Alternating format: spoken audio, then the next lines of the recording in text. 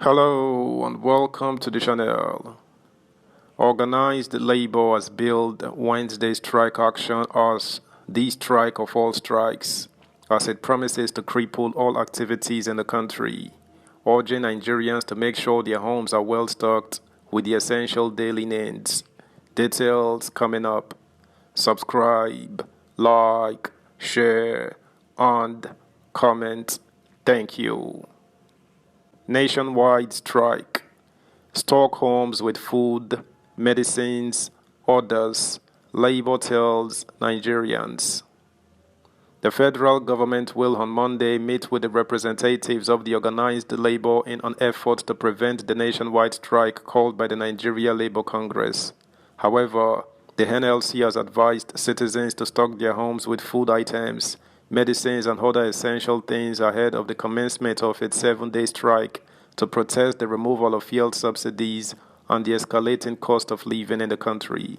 The warning, it noted, had become necessary because the strike would cripple the country, as movement would be severely curtailed as commercial transport operators would withdraw their services, while markets, schools and healthcare facilities would be forced to shut down.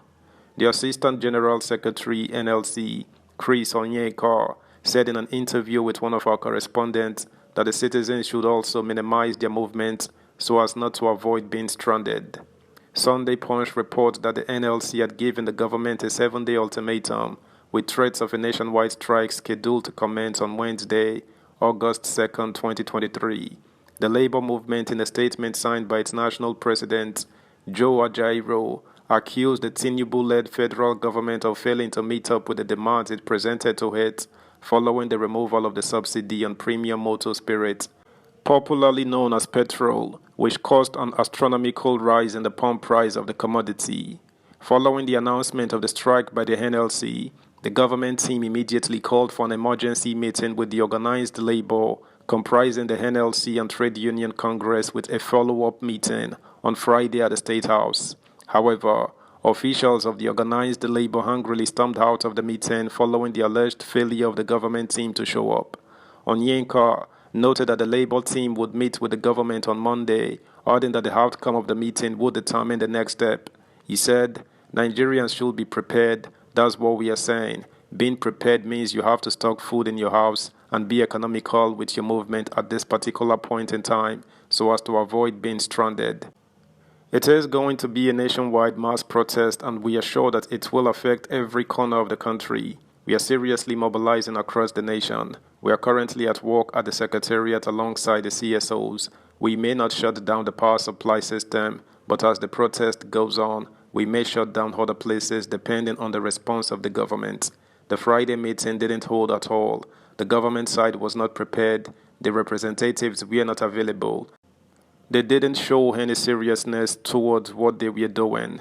One of the things we do is hold dialogues. We don't run away from the table anytime they call us. We are having another meeting with them on Monday. The Nigeria Union of Petroleum and Natural Gas Workers and the National Union of Electricity Employees on Saturday confirmed that they were mobilizing their members to ground the supply of fuel and the national electricity grid from Wednesday in response to the planned mass protest called by the NLC. The General Secretary, Nupeng Afolabi Olawale, told our correspondent the Congress has taken a unanimous decision and it is mandatory that every affiliate should obey the directive of the Nigeria Labour Congress. When probed further to confirm if Nupeng was mobilizing its members to halt the lifting of petroleum products, Olawale replied, "That's it. I've given you an answer." On their part, electricity workers stated that they would shut the national power grid as it was binding on all employees in the sector to join the mass protest.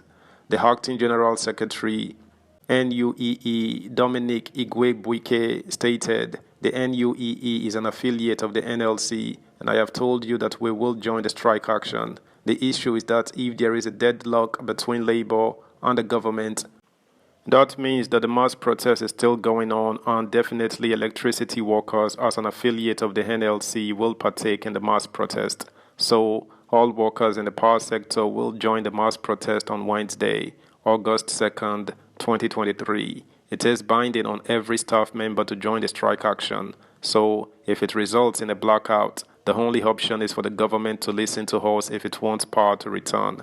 The government should listen to the Nigerian masses who are going through serious suffering right now. That is the only thing we are asking for. So, for now, the protest is going to hold unless there is a further directive from the NLC. The National Deputy President, TUC, Tommy 18, blasted the government over the lack of seriousness shown so far with regard to the negotiations. When we got to the villa on Friday, we waited for almost 2 hours at the gate for clearance with no intervention. It was after 2 hours that we were allowed in. By the time we got to the point of the meeting, we realized that the team representing the government failed to show up. So, it is wrong to actually say Labour stormed out of the meeting. How can Labour storm out of a meeting that did not hold? We felt very disappointed because we did not expect this from the government, he said. Subscribe, like, share, comment, and please turn the notification bell on. Thank you.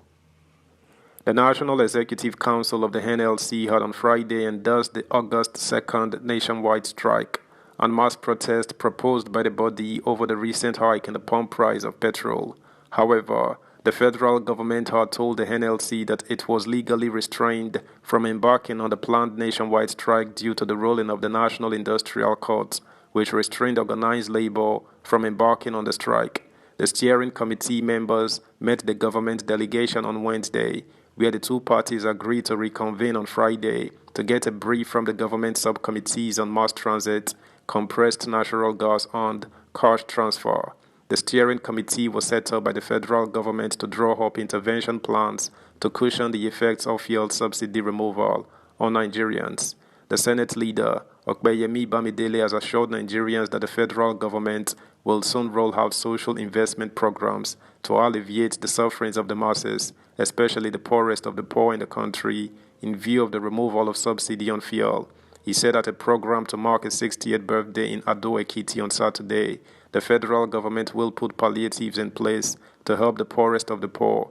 There is also another category of palliatives that will be rolled out for civil servants apart from the promised salary increment that will be done across states and at the federal level. The subsidy removal is very significant because the federal government will be able to save a lot of money to do infrastructure and make all Nigerians happy. That was the intention of President Tinubu about the removal. He knows what Nigerians are passing through, and efforts are underway to cushion the effects of this removal. That's the news, guys. Thanks for listening. Until next time, bye.